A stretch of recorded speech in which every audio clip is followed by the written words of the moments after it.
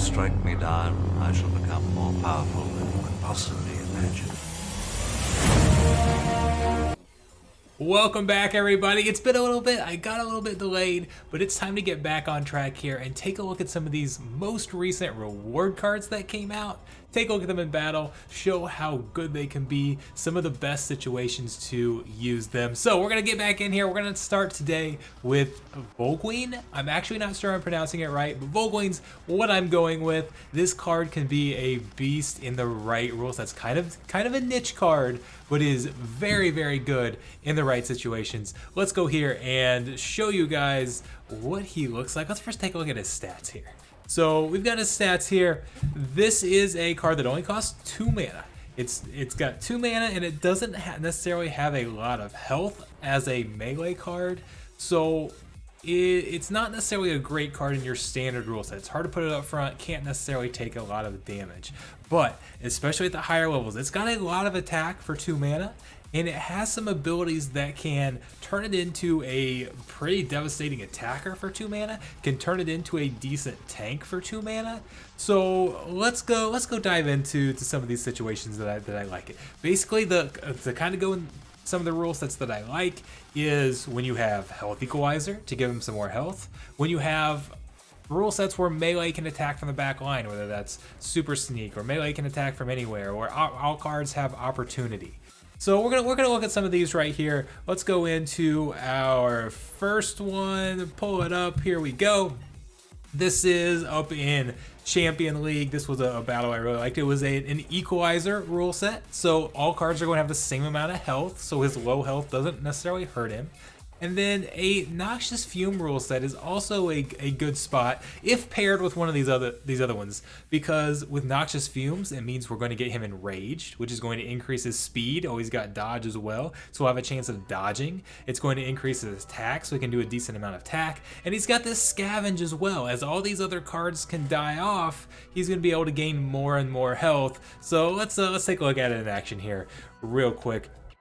See, we're using Warner here, and look, he took some damage. He's got 5 attack as he's enraged. All the other cards here only have 4 health. By the way, this Dricken over here is also a nice card for this rule set as well, for very similar reasons. But now as you see these other cards start to die, look at his health. He's got 7 health now. Oh, he's back to enraged. He can one-shot a lot of these cards, gets that Scavenge, and then guess what? When he gets healed up, because he's got all that health, now he's sitting at 9 health. He was your first card, he was your tank here.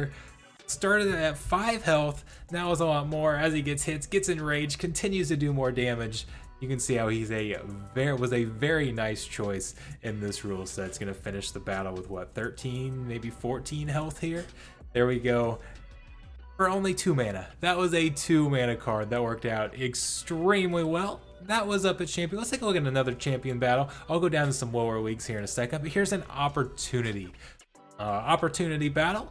What I did here, I used the same summoner, but I like to go with a taunting tank in these situations if possible. We've got Shield Bearer up there who can taunt, and then we've just got a backline card that can do it.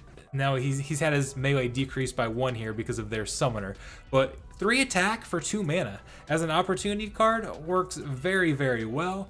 And then you can move him around to different spots, but when you kind of stick him in the middle, by the time he's going to gain some more of that health, so that even after our tank dies, he's not the lowest health card, so nobody's targeting him. He can even become a decent second tank if you want to. We'll see him in some other rule sets where he can get up to the front later and be a nice tank. And then the more health he gets, the easier it is for him to become enraged. You see the dodge kicking in right there. It didn't necessarily matter. This battle was over at this point, but it was basically just about getting a decent amount of health and a decent amount of attack and eventually a decent amount of health for only 2 mana. Very efficient use of mana there. So we'll go move on to our next one. This one's down in Silver League, I believe. I found a Silver League battle here. This is another example of opportunity. So it's Silver League, 2 attack for 2 mana. Very, very efficient use of mana, and can Here you're gonna see where he gets to the front, okay? Now he gets to the front. He's not the weakest card, so he's not being targeted by the back line, but still being targeted by the front, getting some thorns in there, and look how much damage he's going to be able to take because of that scavenge. scavenge that he does have at this level.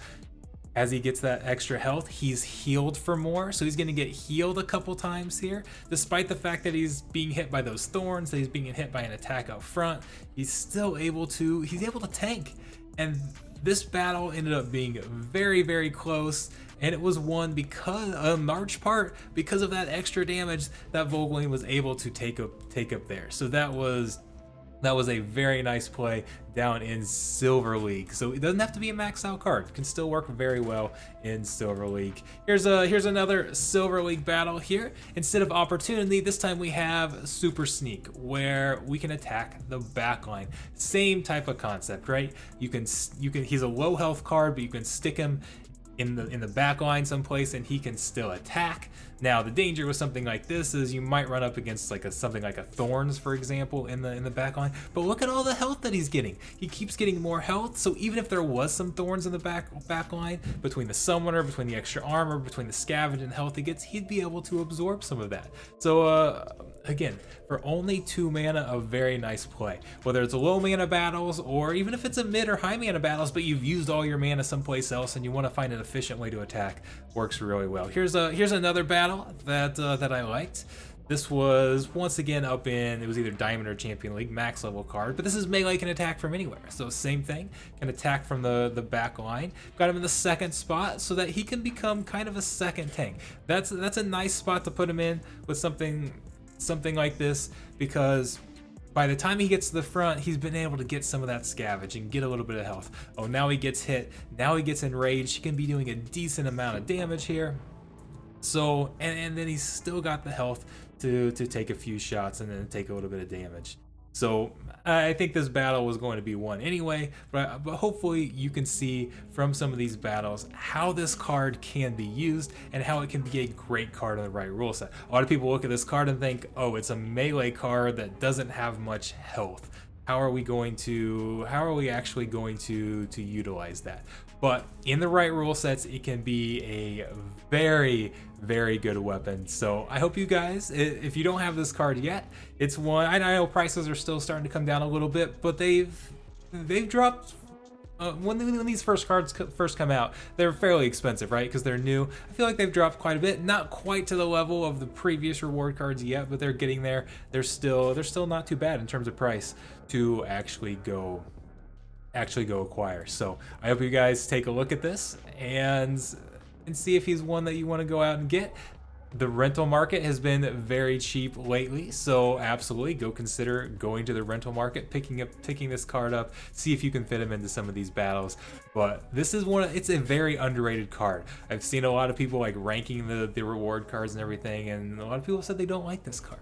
But I am a very big fan. It's a niche card, but it's nice because there's still a lot of uses. I mean, it's not like it's just one single rule set, like, okay, in this rule set, it's great. You've got melee can attack from anywhere, opportunity, sneak, health equalizer. So there's 4 rule sets. So the odds of you coming across one of those 4 rule sets is actually fairly high. So you can it's a card that, even though it's very niche, you can fit in a decent chunk of the time. So let me know what you guys think. Do you like this card? Have you been using him? Maybe link some of your battles down below if you've got some better examples. It's still early, so it's fine. It's hard to find some perfect battles, but I felt like these still kind of showcase what this card can do, what our bloody wolf here can do, how he can feast with that scavenge. So thank you guys so much for watching. Make sure you hit the like button, hit that subscribe button. We're gonna go over some more of these new reward cards and show how I've been using them as well, plus a whole lot of different things, not only just Splinterlands but other NFT games as well. Thank you guys so much. I'll be seeing you around.